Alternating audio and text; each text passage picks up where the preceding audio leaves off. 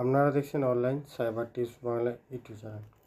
বর্তমানে যেসব বন্ধুরা ম্যানুয়াল কাস্ট সার্টিফিকেট থেকে আপনারা ডিজিটাল কাস্ট সার্টিফিকেট ট্রান্সফার করতে চাইছেন, অর্থাৎ পুরনো কাস্ট সার্টিফিকেট থেকে আপনারা নতুন কাস্ট সার্টিফিকেট রূপান্তর করতে চাইছেন এবং অ্যাপ্লিকেশন করার সময় আপনাদের কিছু প্রবলেম ফেস করতে হচ্ছে, সেই প্রবলেমগুলো নিয়ে আজকের এই ভিডিওটি।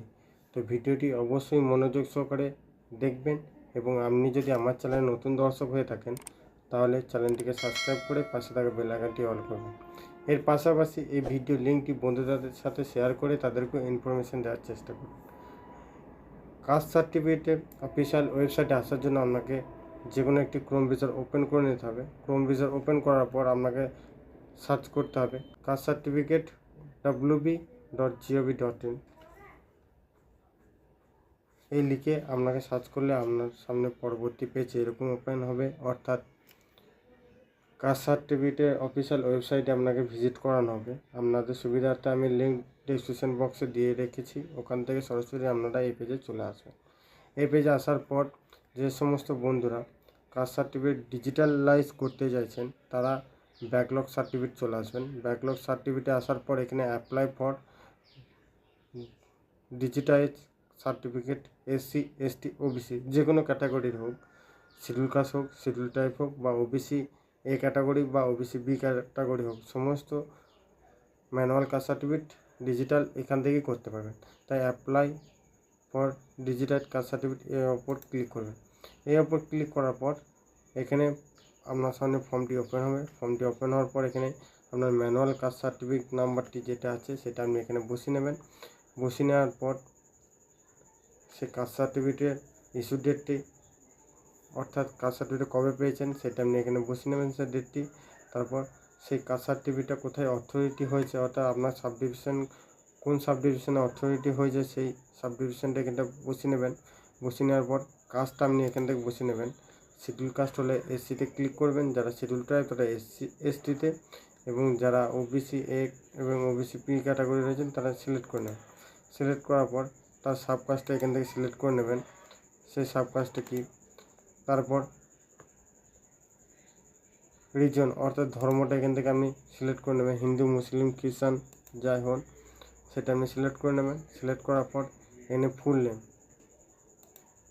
ফুল নেমটি দিয়ে দেবেন। অবশ্যই মনে রাখবেন এই লাল কালারের যে স্টার মার্কগুলো করা আছে সেগুলিকে অবশ্যই ফিল আপ করবেন, সেগুলিকে ব্ল্যাঙ্ক ছাড়বেন না। এখানে আপনার নামটি লিখে দেবেন, পুরো নামটি ক্যাপিটাল লেটার অর্থাৎ বড় হাতের লিখবেন। তারপর সেই ব্যক্তির বাবার নামটি লিখবেন। সেই ব্যক্তির বাবার নাম লেখার সময় যদি কোনো সার্টিফিকেট হোল্ডারে বাবা মারা গেছেন, আগে জীবিত ছিল এখন মারা গেছেন বর্তমানে, তারা এখানে লেট লিখতে পারেন। তাছাড়া আপনি লেট না লিখতেও পারেন, এই প্রবলেমটি অনেকের ক্ষেত্রে হচ্ছে। তো আপনি লেট লিখতেও পারেন কিংবা আপনি লেট নাও লিখতেও পারেন, কোনো প্রবলেম হবে না। তারপর সেই ব্যক্তির ডেট অফ বার্থ এখানে লিখবেন। তারপর জেন্ডারটি চুজ করে নেবেন, মেল, ফিমেল না থার্ড জেন্ডার বা আদার্স, সেটা লিখে নেবেন। লিখে নেওয়ার পর আধার নাম্বার, সেই ব্যক্তির আধার নাম্বারটি এখানে লিখে দেবেন। তারপর খাদ্যসাথী নাম্বার, তার যদি রেশন কার্ড থেকে থাকে তাহলে সেই রেশন কার্ড নাম্বারটা আপনি লিখতে পারেন না লিখতে পারেন। তারপর মোবাইল নাম্বারটি এখানে সম্পূর্ণ লিখে দেবেন। লিখে দেওয়ার পর এখানে স্টেট আপনার শো করেছে দেখতে পারবেন। তারপর সেই ব্যক্তির ডিস্ট্রিক্টটা এখান থেকে সিলেক্ট করে নেবেন। সিলেক্ট করার পর সাব ডিভিশনটা এখানে সিলেক্ট করে নেবেন। তারপর পুলিশ স্টেশনটি সিলেক্ট করে নেবেন। সিলেক্ট করার পর পোস্ট অফিসটা আপনি এখানে লিখে দেবেন। লিখে দেওয়ার পর যদি পৌরসভা এলাকার বাসিন্দা তাহলে ইউনিভার্সিটি ক্লিক করবেন বা রাইট করা থাকবে। যারা ব্লক এলাকার বাসিন্দা তারা ব্লক উপরে রাইট চিহ্ন করবেন। তারপর সেই ব্লকটা এমনি এখান থেকে সিলেক্ট করে নেবেন। সিলেক্ট করার পর সেই গ্রাম পঞ্চায়েত থেকে এখানে সিলেক্ট করে নেবেন। সিলেক্ট করার পর ভিলেজটি এখানে লিখে দেবেন। ভিলেজ লেখার পর পিনকোডটি এখানে লিখে দেবেন। পিনকোডটি লেখার পর এখানে আপনার পুরনো যে কাস্ট সার্টিফিকেট রয়েছে সেই কাস্ট সার্টিফিকেট JPG এবং PDF ফরম্যাট আপনি 100 KBর মধ্যে রাখবেন। করার পর এই চুজ ফাইলের উপর ক্লিক করে আপলোড করে দেবেন। আপলোড করার পর আরেকটি অপশন পেয়ে যাবেন অ্যাপ্লিকেশন ফটোগ্রাফ। যে ব্যক্তি অ্যাপ্লিকেশন করবেন তার ফটোগ্রাফ বা কালার ফটো একটি আপলোড করতে হবে। অবশ্যই মনে রাখবেন JPG ফরম্যাটে 50 কেবির মধ্যে এখানে চুজ ফাইলের উপর ক্লিক করে আপলোড করে দেবে। আপলোড করার পর এখানে যে উপরে ক্যাপচারটি দেখতে পাচ্ছেন, সেই উপরে ক্যাপচারটা আপনি এন্টার ক্যাপচা করে বসিয়ে সাবমিট অপশানে ক্লিক করবেন।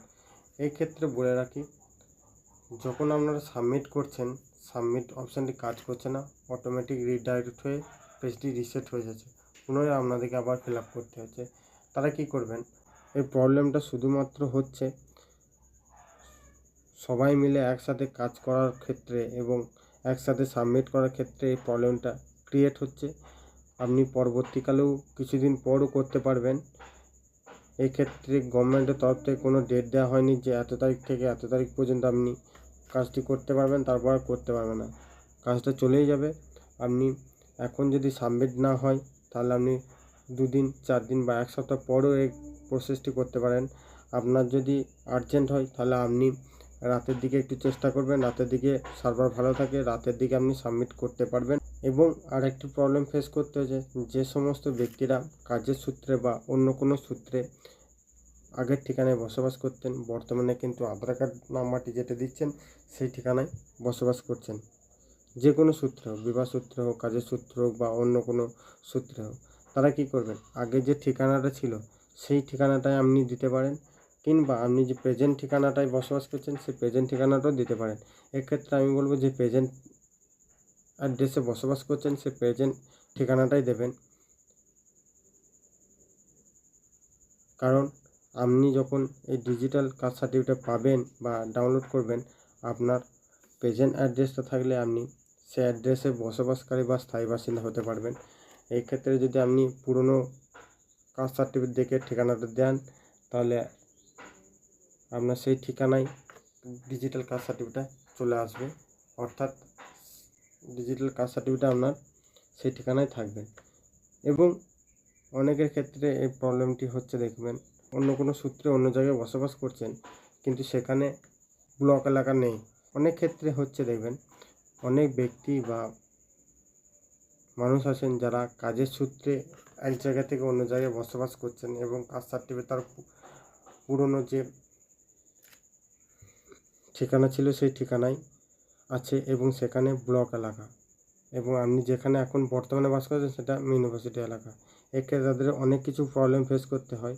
আপনারা যদি চান আপনার পুরনো ঠিকানায় কাস্ট সার্টিফিকেটটা রাখতে পারেন, আপনাদের কোনো প্রবলেম হবে না। ডিজিটাল কাস্ট সার্টিফিকেট ট্রান্সফার করতে চাইছেন বা কনভার্ট করতে চান, তারা যখন সার্টিফিকেট ফর্মটি ফিল আপ করবেন, তারা কিন্তু অবশ্যই ফর্মটি সাবমিট করার আগে ভালোভাবে চেক করবেন।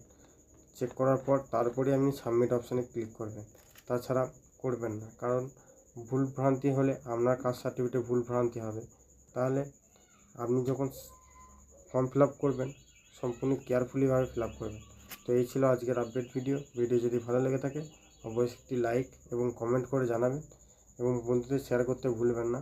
দেখা হচ্ছে পরবর্তী নেক্সট কোনো আপডেট ভিডিওতে। ততক্ষণ ভালো থাকবেন, সুস্থ থাকবেন, সাবধানে কাজ করবেন। বিদায়।